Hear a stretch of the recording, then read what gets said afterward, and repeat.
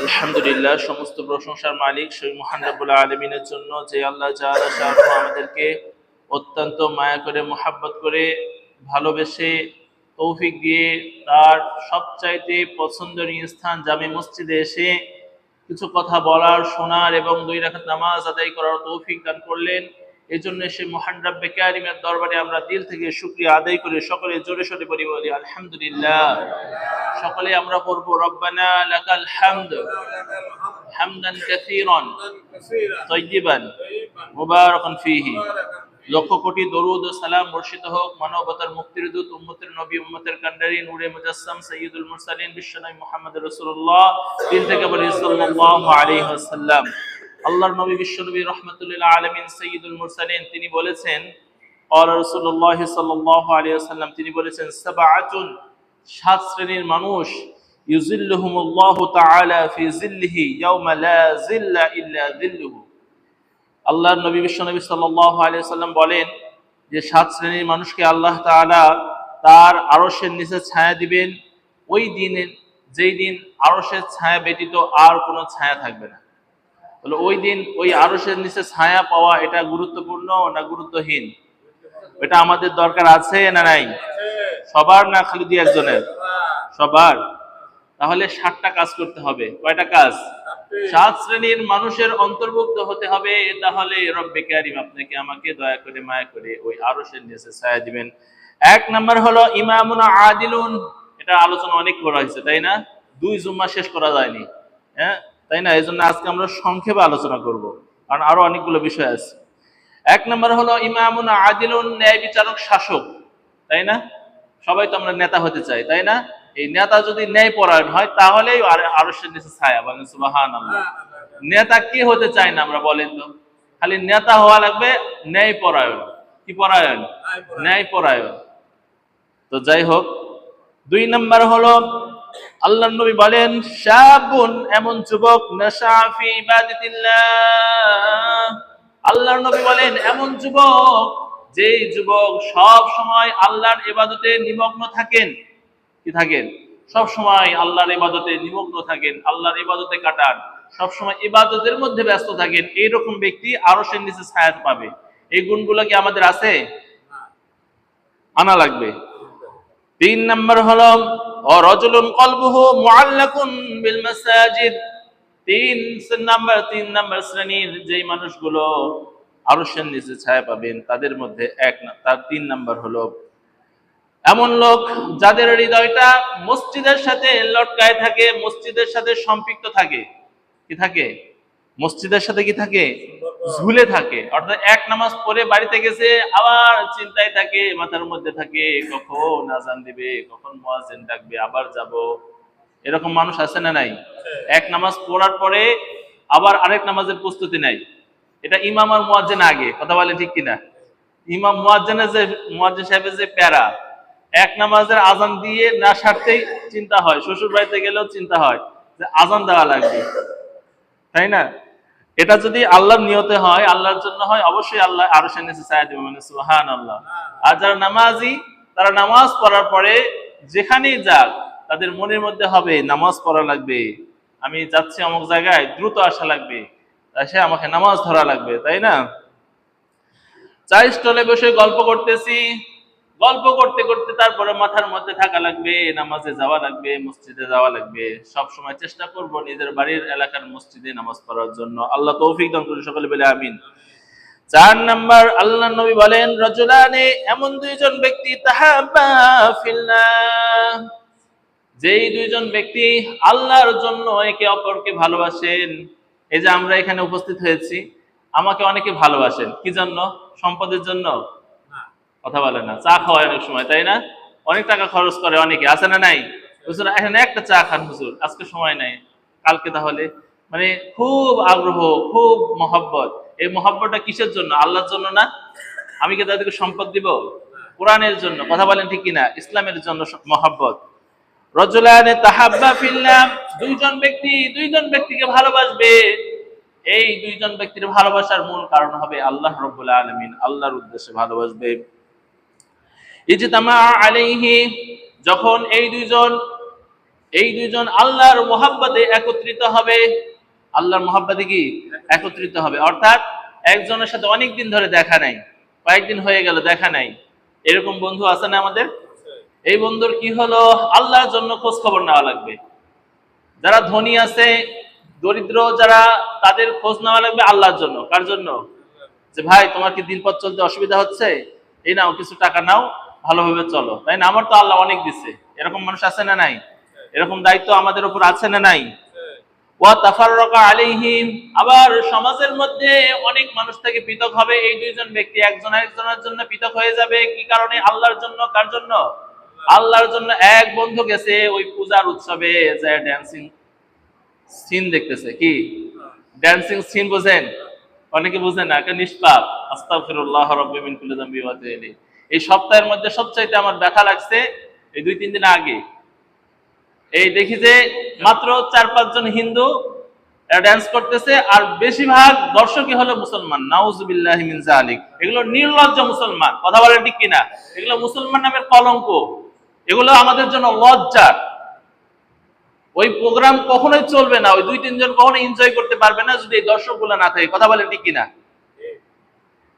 এই মুসলমানের বাচ্চাগুলো যদি ওখানে দাঁড়ায় না থাকে, তাহলে ওরা কি ড্যান্সিং করে মজা পাবে? পাবে না। 2-4 মিনিট পর পর হয় ভাল লাগতেছে না বলে বাসায় চলে যাবে, গান বন্ধ হয়ে যাবে। যে মুসলমানের কলঙ্ক গুলো, এই কিট গুলো যাই ওখানে দাঁড়ায় হা করে দেখে, আরেকজনের বইয়ের কোমর দোলানো নাচ দেখতেছে। আস্তাগফিরুল্লাহ। লজ্জা নাই, লজ্জা নাই। লজ্জা হওয়া দরকার। এই আরশের নিচে যেদিন ছায়া পাবেন না, সেই দিন বুঝতে পারবেন যে ওই ওই ড্যান্স দেখা ভালো হয়েছে না খারাপ হয়েছে। এখন তো ইমাম সাহেব বলতেছে, এখন তো খারাপ লাগতে পারে। ইমাম এগুলো নিয়ে ওয়াজ করে কি জন্য? এই পূজা কি আপনার জন্য? মুসলমানের জন্য এটা? এই গুনাহ তো আল্লাহ তাআলা কখনো ক্ষমা করবেন না। ইন্নাল্লাহা লা ইয়াগফিরু আন ইউশরাকা বিহি। আল্লাহ কখনো ক্ষমা করবেন না যদি তার সাথে শিরক করা হয়। তাহলে আপনি যাই ওখানে যে হা করে দেখতেছেন আর মজা নিচ্ছেন। তাহলে যে ব্যক্তি ওই জায়গায় গেছে তার সাথে আমার কোনো সম্পর্ক নাই, তার থেকে পৃথক হবো কার জন্য? আল্লাহর জন্য। ওকে অ্যাভয়েড করেন। যারা যারা ওখানে গেছে ওদেরকে অ্যাভয়েড করেন। আমাদের মাদ্রাসার ছাত্র যদি কোনো মানে কোনো এরকম কোনো 2 নম্বরই কাজ করে আর কি, মানে কিছু দেখছে, এই পূজার উৎসবে গেছে, হুজুর জানতে পারলে ওকে মাদ্রাসা থেকে বের করে দেয়, পৃথক করে দেয়। তাফাররাকা আলাইহি, আল্লাহর জন্য। কার জন্য? আল্লাহর জন্য, তাই না? তাহলে কাউকে ভালোবাসতে হবে আল্লাহর জন্য, কার উপর রাগ করতে হবে আল্লাহর জন্য, তাই না? মান আহাব্বা লিল্লাহ ওয়া আবগাদা লিল্লাহ ওয়া আ'তা লিল্লাহ ওয়া মানআ লিল্লাহ ফাকাদ ইসতাকমালা আল-ঈমান।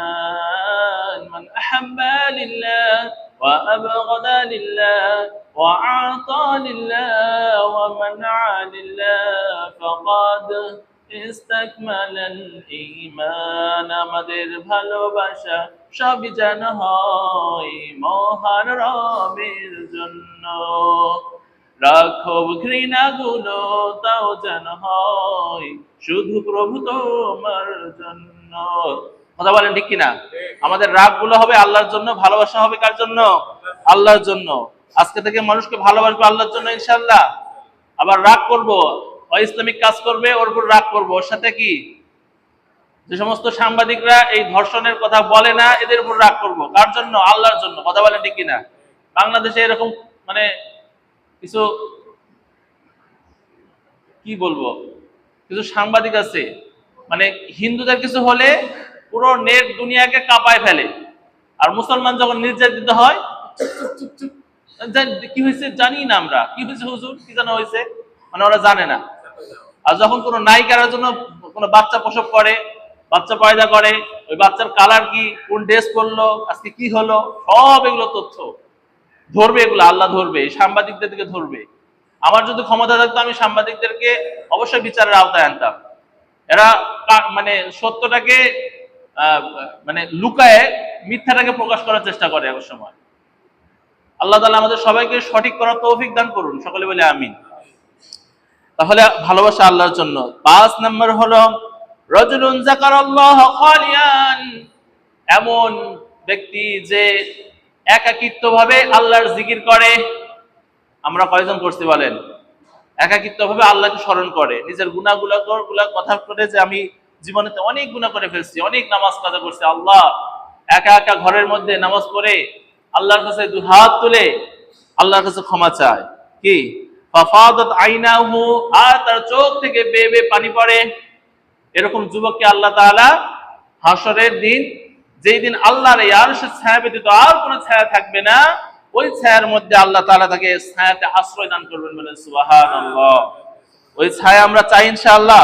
তাহলে এই 5 নাম্বার কাজও করতে হবে, মাঝে মাঝে একাকিত্ব হয়ে একা একা হয়ে আল্লাহর কাছে নিজের গুনাহগুলো তওবা করে ফাফাদাত আইনাহু, চোখ দিয়ে পানি ঝরিয়ে আমরা ক্রন্দন করব, আল্লাহকে স্মরণ করব। করব তো ইনশাআল্লাহ? আল্লাহ তৌফিক দান করুন। এরপরে 6 নাম্বার হলো রাজুলুন দাআতহু ইমরাতুন যাত মানসাবিন ওয়া জামালিন। এমন ব্যক্তি, যেই ব্যক্তিকে একজন সুন্দরী এবং এবং এই বংশীয় মেয়ে, সুন্দরী এবং বংশীয়, জাতা মানসাব মানে হলো বংশীয়, চৌধুরী পরিবার, খান পরিবারের মেয়ে আছে না, এরা স্ট্যান্ডার্ড হয়, কি হয়? আর যেগুলো হলো বস্তিতে থাকে এরা কি স্ট্যান্ডার্ড হয়? হয় না। তাহলে স্ট্যান্ডার্ড টাইপের যে মহিলাগুলো, যারা মোটামুটি সাজসজ্জা করে থাকে, নিজে একটু ফিটফাট থাকে, তাই না, ভালোর মতো, এইরকম নারী এবং জামালিন, সুন্দর, এরকম মহিলা ডাক দেয় কিসের জন্য? প্রেম করার জন্য। কিসের জন্য? কথা বোঝেন নাই? প্রেম মানে কি? প্রেম মানে কি? প্রেম মানে জিনা। প্রেম করে কে কে? স্বামী স্ত্রী কি প্রেম করে? স্বামী স্ত্রী ভালোবাসা করে, স্বামী স্ত্রীর মধ্যে ভালোবাসা পয়দা হয়। আর প্রেমের প্রস্তাব দেয় কে? বেগানা নারী আর পুরুষ। কথা বলেন ঠিক কিনা? তাই না? যুবকরা আবার ছাত্ররা অনেক সময় ইয়ে করে, এটা কমেন্ট করে, যে জীবনে প্রেম নাই ওই জীবন জীবনই না। আস্তাগফিরুল্লাহ। তাহলে ছাত্ররা এই কথা বলে না, স্টুডেন্ট লাইফে এই কথা বলে না, বিবাহের পরে কেউ কথা বলে যে আমার প্রেম করার মানুষ নাই? ও তো প্রেম করার মানুষ দিয়েই দিছে, ভালোবাসার মানুষ, ওটাকে প্রেম করে না। এটা প্রেম মানে হলো জেনার কাজে ডাকা। বুঝেন নাই? একজন বেগানা নারী একজন বেগানা পুরুষকে যখন বলে আই লাভ ইউ, বলে ফুল দেয়, এটা হলো প্রেম না? এটাকে ভালোবাসা বলতে পারে না, ব্যাখ্যা করতে পারে, কিন্তু এই প্রেম দ্বারা উদ্দেশ্য কি? যে আমি তোমাকে পছন্দ করি, মাঝে মাঝে তোমাকে লাগবে। আস্তাগফিরুল্লাহ। ডাকলো না, কথাগুলো বলতে অনেকে লজ্জা পাচ্ছে মনে হয়, কিন্তু বর্তমান জামানাতে এটা ফ্যাশনেবল হয়ে গেছে, এটা একটা হলো ইজি কমন বিষয় হয়ে গেছে, তাই না? বাবা মাও সাপোর্ট করে। কথা বলেন ঠিক কিনা? ছেলে যদি সরকারি চাকরি হয়, বাবা মারও ঠেলে দেয়, কথা বলবি, যা ওই ঘরে যা, একা কথা কও, তাই না? লজ্জা নাই এই সমস্ত বাবা মার, লজ্জা হওয়া দরকার। আপনি শিয়ালের কাছে মুরগি দিলে মুরগি যে এরকম ভাবে কি থাকে না, নিরাপদ থাকে না। আপনার মেয়ের বিয়ে হয় নাই, আপনি আরেকটা অবিবাহিত ছেলের সাথে আপনি আগে লাগাই দিচ্ছেন। আস্তাগফিরুল্লাহ। অনেক পরিবার আছে এই কাজ করে। আস্তাগফিরুল্লাহ। যাদের ডিমান্ড দেওয়া কম লাগে, আরে নিয়ত করেন ডিমান্ড দেওয়া লাগে, মেয়েকে বিয়েই দিব না। কথা বলেন ঠিক কিনা? নিয়ত করে ফেলেন, আল্লাহ দেখেন আপনার জন্য একটা রাজপুত্র পাঠাই দিবে, দিনদার পরহেজগার সৎ ছেলে পাঠাই দিবে। আপনার নিজের নিয়তটাকে ঠিক করি আমরা ইনশাআল্লাহ। তাহলে 6 নাম্বার এমন ব্যক্তি, রাজুলুন দাআতহু ইমরাতুন যাতা মানসাবিন ওয়া জামালিন, এমন বংশীয় এবং সুন্দরী মহিলা যে ডাক দেয় ওই ব্যক্তিকে, আর সে উত্তর দেয় ফাকালা ইন্নী আখাফুল্লাহ, আমি আল্লাহকে ভয় করি। কি বলে? যে প্রস্তাব দেয় আর সে বলে আমি আল্লাহকে ভয় করি। ইমাম গাজ্জালী রাহমাতুল্লাহি আলাইহি, আমি ছোটবেলায় শুনছিলাম, কোথাও হয়তো পড়ছিলামও, মনে নাই, অথবা রেফারেন্স দিতে পারতাম, যে একদিন শ্রেণী কক্ষে আমাদের কওমি মাদ্রাসাগুলোতে হাদিসের দর্স হয়, হাদিসের শিক্ষা দেওয়া হয়। তো সব ছাত্ররা চলে আসছে, একজন ছাত্রের দেরি করে আসছে। শিক্ষক জিজ্ঞাসা করলেন যে তোমার এত দেরি হলো কেন? বলে আমার একটু সমস্যায় পড়ছিলাম, আমি একটু প্রবলেমে পড়ছিলাম, রাস্তার মধ্যে দেরি হয়েছে। শিক্ষক অনুভব করছেন যে একটা কেউ আতর দিয়েছে, এমন সুন্দর আতর, সুঘ্রাণ, যেটা বাজারে এর আগে কখনো দেখেও নাই, ওই এলাকার মধ্যে আতর নাই, কিন্তু এত সুন্দর একটা সুঘ্রাণ। তো ওস্তাদ জিজ্ঞাসা করলেন যে তোমাদের মধ্যে কেউ একজন আতর দিয়েছো, কোন দোকানের আতর, কি আতরের নাম? আতরের নাম আছে না? আতরের প্রচুর নাম, কি আতরের নাম এটা আমাকে একটু বলে যায়। তো সবাই বলল যে আতর দিছে কে? তো সবার গায়ে কারো গায়ে থেকে ওই ঘ্রাণ বের হচ্ছে না। একজন ছাত্র ওই ক্লাসের মধ্যে যে ফার্স্ট বয়, তার শরীর থেকে ঘ্রাণ বের হচ্ছে। ইমাম গাজ্জালী রাহমাতুল্লাহ যখন ছোট ছিলেন তার শরীর থেকে ঘ্রাণ বের হচ্ছে। আমার মানে 100% ধারণা যে এটা ইমাম গাজ্জালী রাহমাতুল্লাহ, অন্য কোনো ব্যক্তি হতে পারে, আল্লাহর ওলি হতে পারে। তো যাই হোক, তো তার শরীর থেকে এই ঘ্রাণটা বের হচ্ছে। তো তিনি একটু ভীত সন্ত্রস্ত হয়ে আছেন, হাই হাই আমার দিকে সবাই তাকায়, আমি তো এই আতর দেই নাই। কারণ তার মনের মধ্যে অন্য কিছু ভয়। তো শিক্ষক বললেন, ইমাম গাজ্জালী তুমি দাঁড়াও। দাঁড়ায় গেলেন, বললেন কোন দোকানের আতর দিয়েছে? বলে হুজুর আমি আতরে দেই নাই। তাহলে এত সুঘ্রাণ তোমার গায়েতে কেন বের হচ্ছে? বলে দ্যাটস ইটস সিক্রেট, এটা হলো মানে খুব সিক্রেট একটা বিষয়, আমি শুধু আপনাকে বলতে পারি, অন্য কাউকে বলা যাবে না। তো শিক্ষক তার কামরায় নিয়েছেন যে চলো তাহলে আমরা শুনি আসলে তোমার কি ঘটনা, কি এমন আমল করলে যে সুঘ্রাণ বের হচ্ছে। তিনি বললেন যে আমি যখন প্রতিদিন বাড়ি থেকে মাদ্রাসায় যাই, একজন মহিলা আমাকে ফলো করে, আজকে সে আমাকে ডাকছিল। ডাকার পরে আমি ভাবছি হয়তো হুজুর মানুষ দাওয়াত দিবে। ঘরের মধ্যে নিয়ে যায় নিজে নিজে একা একা সব কাপড়গুলো খুলে ফেলছে, মানে অধিকাংশ কাপড় খুলে ফেলছে। বলছে দাওয়াতু ইমরাতুন, এবার তাকে ইনভাইট করছে যে আসো আমরা প্রেম খেলায় লিপ্ত হই। আস্তাগফিরুল্লাহ। তা আমি বলছি যে আমি তো বলতেছি হাই হাই আমার ঈমান আজকে গেল, আমার জীবন গেল, আমার চরিত্র আজকে সব শেষ হয়ে যাবে। আর ওই মহিলা বলতেছে হুজুর তোমার পালানোর কোনো বুদ্ধি নাই কি নাই? এটা সাউন্ড প্রুফ ঘর, কেউ চিল্লাইলেও শুনতে পাবে না, আবার এই দরজা ভেঙেও তুমি যাইতে পারবে না, সুতরাং আমার কাছে তোমাকে পরাস্ত হতেই হবে। সুতরাং আসো আমরা প্রেম খেলায় লিপ্ত হই। তো আল্লাহর এই ওলি তিনি মনে মনে ভাবলেন যে আল্লাহ, আজকের এই বিপদ থেকে আমাকে তুমি ছাড়া আমাকে কেউ মানে রক্ষা করতে পারবে না। তো তার মাথায় শর্ট একটা বুদ্ধি চলে আসলো, হ্যাঁ, উপস্থিত বুদ্ধি, কমন সেন্স চলে আসছে এমনি ভাবে। আল্লাহ তাআলা তার দিলের মধ্যে ঢেলে দিয়েছেন। তিনি তাকে বললেন যে গিভ মি 5 মিনিটস, মানে আমাকে একটু 5 মিনিট সময় দেন, আমার একটু দুই চাপছে আর কি, পায়খানা চাপছে, আমি একটু ফ্রেশ হয়ে আসি। মানে প্রেম খেলা লিপ্ত হবই যখন, আমি একটু ফ্রেশ হয়ে আসি। এই কথা বলে ঠিক আছে যাও, ওই যে সাথে যে হলো ওয়াশরুম আছে, বা আমাদের তো এখন অ্যাটাচড সবকিছু, তাই না? গেছে, ওখানে যায়, পায়খানা চাপে নাই, কুতে কুতে খুব কষ্ট করে পায়খানা করছে, ওটা পুরো শরীরটা মাখছে। মেখে যখন বের হয়ে আসছে, এখন তো এই জাতা মানসাবিন ও জামালিন, সে তো ফিটফাট মানুষ, মানে শরীর দিয়ে দুর্গন্ধ হচ্ছে, বুঝছো হুজুর ন্যাস্টিক, গেট আউট, হ্যাঁ, এই করে বের করে দিয়েছে ঘর থেকে। সে বাসায় গেছে, যায় সুন্দর করে সাবান দিয়ে গোসল করে ভালো করে করছে, বললে মা খাইতে ওটা ঘৃণার বিষয় না, সুন্দর করে সাবান টাবান দিয়ে ধুইছে, ধুয়ার পরে তাও গায়ে গন্ধ বের হচ্ছে। কি করবে? ইমান বাঁচানোর জন্য, তাই না? যুবকরা এখানে আমরা কি শিখছি? ইনশাআল্লাহ নিজের ইমান বাঁচানোর জন্য পায়খানা মেখে বাসায় যায়, আবার সুন্দর করে গোসল করে তাড়াতাড়ি আবার ক্লাসের সময় হয়ে গেছে, দ্রুত গেছে মাদ্রাসায়। এই যে দেরি হলো হুজুর, এই কারণে আমি তো মনে করছি আমার শরীর থেকে দূর মানে দুইয়ের গন্ধ বের হওয়ার কথা, কিন্তু যে এই সুঘ্রাণ বের হচ্ছে কি জন্য আমি জানি না। ওস্তাদজি তখন চিৎকার মেরে ডেকে ডেকে বলল, আমার ছাত্র কে কোথায় আছো? এই আতরের ঘ্রাণ, এটা হলো সাধারণ কোনো আতরের ঘ্রাণ নয়, এটা হলো জান্নাতি পুরুষের ঘ্রাণ, এ যাই ছাত্র থেকে বের হচ্ছে। তোমরা যদি জান্নাতি মানুষ দেখতে চাও তাহলে এক নজর তার দিকে দেখে নাও, বলে সুবহানাল্লাহ। তাহলে এইরকম ভাবে আল্লাহকে ভয় করতে হবে, করবো তো ইনশাআল্লাহ। আল্লাহ সবাইকে তৌফিক দান করুন, সকলে বলে আমিন। অতীতে গুনাহ হয়ে যেতে পারে, ওটার জন্য মানে অনুতপ্ত হতে হবে, ওটার জন্য প্রস্তাব মানে পস্তাইতে হবে যে আল্লাহ আমি তো গুনাহ করে ফেলছি, আল্লাহ হয়ে গেছে, আল্লাহ আমি সামনে থেকে আর কোনোদিন এরকম গুনাহে লিপ্ত হব না, এরকম ভাবে প্রতিশ্রুতি দিয়ে আল্লাহর কাছে ওয়াদাবদ্ধ হইতে হবে। আল্লাহ তাআলা অবশ্যই অবশ্যই আপনাকে পিছনে সব গুনাহ মাফ করে দেবেন, সুবহানাল্লাহ। তাহলে 6 নাম্বার হলো রজুলুন, এমন লোক, দাআতহু ইমরাতুন, যাকে একজন মহিলা ডাকে, এমন মহিলা, জাত মানসাবিন ওয়া জামালিন, হ্যাঁ, বংশীয় মহিলা এবং ধনাঢ্য পরিবারের মহিলা এবং সুন্দরী ডাকছে, আর সে বলবে ইন্নী আখাফুল্লাহ, আল্লাহ তাআলা এই শ্রেণীর মানুষকে আরশের নিচে ছায়া দেবেন, বলেন সুবহানাল্লাহ। আমরা তো করবো ইনশাআল্লাহ, তাই না? আল্লাহ আমাদেরকে তৌফিক দান করুন, সকলে বলে আমিন। এরপরে 7 নাম্বার শ্রেণীর যে মানুষকে আল্লাহ তাআলা আরশের নিচে ছায়া দিবেন, এই ব্যক্তি হলেন রজুলুন তাসাদ্দাকা, এমন ব্যক্তি যে দান করে, বিসাদাকাতিন, যে দান করে, ফাকফাহা, এবং দান করে এটা গোপন রাখে। কাউকে দান করছে, ভাই তুমি তো অনেক সমস্যায় আছো, ঋণগ্রস্ত, এই নাও তোমাকে কিছু টাকা দিলাম, ঋণ মুক্ত হও, আর ভবিষ্যতেও এনজিওতে যাবে না, তাই না? এভাবে বলতে হবে, বলে এবং বলতে হবে আমি যদি তোমাকে টাকাটা দিয়েছি এটা তুমি গোপন রাখবা।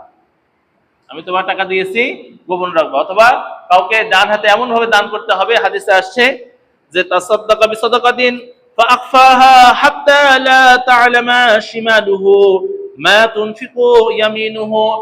ডান হাত কি দান করলো, বাম হাত টের পাইলো না, এইরকম যে ব্যক্তি দান করবে আল্লাহর জন্য, আল্লাহ রাব্বুল আলামিন হাসরের ময়দানে তাকে আল্লাহ তাআলা এই আরশের নিচে ছায়া দিবেন। বলেন সুবহানাল্লাহ। জোরে বলে বলি, সবাই বলি সুবহানাল্লাহ। তাহলে 7 শ্রেণীর মানুষ আমাদের হওয়ার দরকার আছে না নাই? হবে তো ইনশাআল্লাহ। কার জন্য? আল্লাহর জন্য, নিজের জন্য দরকার আছে না? এই হাসরের ময়দানে যে ভয়াবহ পরিস্থিতি, তাই না? বিশ্বনবী সাল্লাল্লাহু আলাইহি ওয়াসাল্লাম বললেন যে ইহশারুন নাসু ইয়াউমাল কিয়ামাতি হুফাতান উরাতান মুশাতান গুরলা। অর্থাৎ বললেন যে ইহশারুন নাস, মানুষ হাসর করবে এমনি ভাবে হুফাতান উরাতান মুশাতান গুরলা। এক নাম্বার হলো গায়ে কোনো জামা থাকবে না। কি থাকবে না? গায়ে জামা থাকবে না, পায়ে স্যান্ডেল থাকবে না, সবাই পায়ে হেঁটে যাবে। হুফাতান মুশাতান, এবং হেঁটে হেঁটে যাবে। হাসরের ময়দানে কিভাবে যাবে? হেঁটে হেঁটে, পায়ে স্যান্ডেল নাই, আর পুরো শরীর ফাঁকা, পুরো শরীর একবার উলঙ্গ। উরাতান মানে উলঙ্গ, অগুরলা, এবং খতনাবিহীন অবস্থায় যাবে, খতনাবিহীন অবস্থানে যাবে। আয়েশা রাদিয়াল্লাহু তাআলা আনহা জিজ্ঞেস করলেন, ইয়া রাসূলুল্লাহ, ইয়া হাবিবাল্লাহ, মানুষের শরম লাগবে না? দন্তে ফিলেন শাই, দন্তে ফিলেন সিং, কারো কি শরম লাগবে না? নারী পুরুষ একসাথে উলঙ্গ অবস্থায়, শরম লাগার কথা না? বিশ্বনবী সাল্লাল্লাহু আলাইহি ওয়াসাল্লাম বললেন, ও আয়েশা, ওই দিন তো এই দিনের মতো না রে আয়েশা, যেই দিন মানুষগুলো থাকবে ঘর্মাক্ত, ক্ষুধার্ত, ক্লান্ত, আর আকাশের দ্বিপ্রহরের জলজলে সূর্যটা যখন মাথার উপরে চলে আসবে, মানুষের মগজগুলো টকবক টকবক করে গলতে গলতে নাকের ছিদ্র দিয়ে আর পায়ের ছিদ্র দিয়ে বেয়ে বেয়ে পড়বে আয়েশা। ওই সময় কার গায়ে জামা আছে আর কার গায়ে জামা নাই, এইটা দেখার মতো আর কোনো টাইম নাই। কথা বলেন ঠিক কিনা? ওই কঠিন মুহূর্তে আল্লাহ তাআলা আমাদের সবাইকে আরশের নিচে ছায়া দিন। সকালে বলে আমিন। এই আরশের নিচে ছায়া পাইতে আমাদের আমল করার দরকার আছে না নাই? করবো তো ইনশাআল্লাহ। তাহলে আমরা এই 7 শ্রেণীর মানুষের কথা গত কয়েকদিন ধরে শুনতেছি, কিন্তু পরিপূর্ণভাবে শোনা হচ্ছে না। আগে তরজমা করে শেষ করছি, এখন একটু তাফসীর করি নাকি ইনশাআল্লাহ। 3 নম্বরে আমরা কি শুনলাম? রজুলুন কলবুহু মুআল্লাকুন বিল মাসাজিদ, তাই না? এমন এক শ্রেণীর মানুষ যাদের অন্তরটা এই মসজিদের সাথে কি থাকে? লটকায় থাকে। কখন আজান দিবে, কখন নামাজ পড়বে। মুসলিম শরীফের হাদিস 671 নম্বর হাদিস, ক্বালা রাসূলুল্লাহ সাল্লাল্লাহু আলাইহি ওয়াসাল্লাম, আহাব্বুল বিলাদি ইলাল্লাহি মাসাজিদুহা। এই দুনিয়ার মধ্যে যত জায়গা আছে সবচাইতে উত্তম জায়গা, আল্লাহর কাছে পছন্দনীয় জায়গা হলো দুনিয়ার মসজিদগুলো। দুনিয়ার কি? মসজিদগুলো। তাহলে এই মসজিদগুলো আল্লাহর কাছে প্রিয় জায়গা, এখানে আমাদেরও বেশি বেশি অবস্থান করা দরকার। কথা বলেন ঠিক কিনা? ওয়া আগদাবুল বিলাদি ইলাল্লাহি আসওয়াকুহা। আর আল্লাহর কাছে সবচাইতে অপছন্দনীয় রাগের জায়গা হলো বাজার। কি জার? বাজার, দোকানপাট। নামাজ পড়ার পরে দোকানপাটে না গেলে তো হয়ই না, এরকম না? আর দোকানপাটে বসার পরে আওয়ামী লীগ কি করলো, বিএনপি কি করলো, জামাত ইসলাম কি করলো, চরমনাই কি করলো, হেফাজত কি করলো, যত ধরনের রাজনৈতিক আলোচনা আছে, 1 নাম্বার। তারপরে এলাকার কে কি বক্তব্য দিল, কার মেয়ে বের হয়ে গেল, কে কি খারাপ কাজ করলো, মানে খালি গীবত আর শিকায়েত নিয়ে ব্যস্ত। কথা বলেন ঠিক কিনা? এটা মনে হয় মিথ্যেই বললাম আমি না? এরকমটা করা কি ঠিক? এই কাজ করলে, এই কাজের জন্য আল্লাহর কাছে, এই কাজগুলোর কারণেই বাজার আল্লাহর কাছে অপছন্দনীয়। কথাটা বুঝেন নাই? এই কাজগুলো, এই নিকৃষ্ট কাজগুলো বাজারে হয়, দোকানপাটে হয়। এই আবার টিভিও চলে। টিভি চলে না? সিনেমা দেখে, বুড়া বুড়া মানুষ দাড়ি পেকে গেছে, হা করে তাকায় আছে। আস্তাগফিরুল্লাহ রাব্বি। হুজুর আপনি দেখেন না, এই জন্য মজা বুঝবেন না। আমরা এই দুনিয়া দেখতে চাই না, আখিরাতে যাই দেখবো একটু বেশি করে। আখিরাতের যে জান্নাতের যে মানে যে সিনারি, ওটা দেখবো আমরা, ওটা দেখে মজা আছে। আর এটা তো যা করছে সব অ্যাক্টিং, সব ভুয়া। কথা বলেন ঠিক কিনা? ভুয়া না এগুলো? যাই হোক, আল্লাহ তাআলা বুঝার তৌফিক দান করুন। সকলে বলে আমিন। এই জন্য আগদাবুল বিলাদি ইলাল্লাহি আসওয়াকুহা, আল্লাহর কাছে সবচেয়ে অপছন্দনীয় জায়গা হলো এই বাজারগুলো। এই বাজার থেকে আমরা পরিহার করার চেষ্টা করি ইনশাআল্লাহ। আর মসজিদে বেশি বেশি সময় দেব ইনশাআল্লাহ। মাজমুজ জাওয়ায়েদ খণ্ড নম্বর 2 পৃষ্ঠা নম্বর 10, হাদিসে আসছে আল মসজিদু বুয়ুতুল্লাহ ফিল আরদ, এই দুনিয়ায় যত মসজিদ আছে সবগুলোই আল্লাহর ঘর। সবগুলো কার ঘর? আল্লাহর ঘর। ওয়াহিয়া তাদিউ লিআহলিস সামাই কামা তাদিউ নুজুমা লিআহলিল আরদ, এই জমিনে যতগুলা মসজিদ আছে এই মসজিদগুলো চমকাইতে থাকে, আলোকিত হতে থাকে আসমানওয়ালাদের কাছে, যেমনি ভাবে আমাদের জমিনওয়ালার কাছে আসমানের নক্ষত্রগুলো জলজল জলজল করে। বলে সুবহানাল্লাহ। তাহলে এই আল্লাহর ঘরগুলো আসমানওয়ালাদের কাছে চকচক চকচক করে তারকার মতো জ্বলতে থাকে, যেমনি ভাবে আমাদের কাছে নক্ষত্র রাজি জ্বলে। বলে সুবহানাল্লাহ। তাহলে এই দামি জায়গাতে বেশি বেশি অবস্থান করার দরকার আছে না নাই? আমরা 24 ঘন্টার মধ্যে কয়তক্ষণ আমরা এই মসজিদে অবস্থান করি বলেন তো? মসজিদে যখন ঢুকবো, মসজিদে ঢোকার আদব হলো বিসমিল্লাহি ওয়াসসালাতু ওয়াসসালামু আলা রাসূলিল্লাহি আল্লাহুম্মা ইফতাহ লি আবওয়াব রাহমাতিক, এবং ইতিকাফের দোয়া পড়ে, ইতিকাফের নিয়ত করে এই দোয়া পড়ে মসজিদে ঢোকা। ইতিকাফের নিয়ত করা, কি করা? ইতিকাফের নিয়ত করলে ইতিকাফের একটা সওয়াব পাওয়া যাবে না। সুবহানাল্লাহ। আবার যখন বের হব দোয়া পড়ে বের হব, এই দোয়াগুলো পড়বো ইনশাআল্লাহ আমরা। এরপরে আস-সিলসিলাতুস সহিহা ক্বালা রাসূলুল্লাহ সাল্লাল্লাহু আলাইহি ওয়াসাল্লাম আল মসজিদু বাইতু কুল্লি তাকিয়িন, মসজিদ হলো প্রত্যেক মুত্তাকিদের ঘর। মসজিদ হলো কি? মুত্তাকিদের ঘর। কুল্লি তাকিয়িন মানে প্রত্যেক মুত্তাকি যারা, তাদের ঘর হলো মসজিদ। তাহলে আমরা এক হাদিসে জানতে পারলাম মসজিদ আল্লাহর ঘর, আর এক হাদিসে জানতে পারলাম মসজিদ হলো মুত্তাকিদের ঘর। আর আমার আপনার ঘর কোনটা? আমার আপনার ঘর কি মসজিদটা হইতে পারছে? মসজিদে কি ভালোবাসি? 2 মিনিট যদি দেরি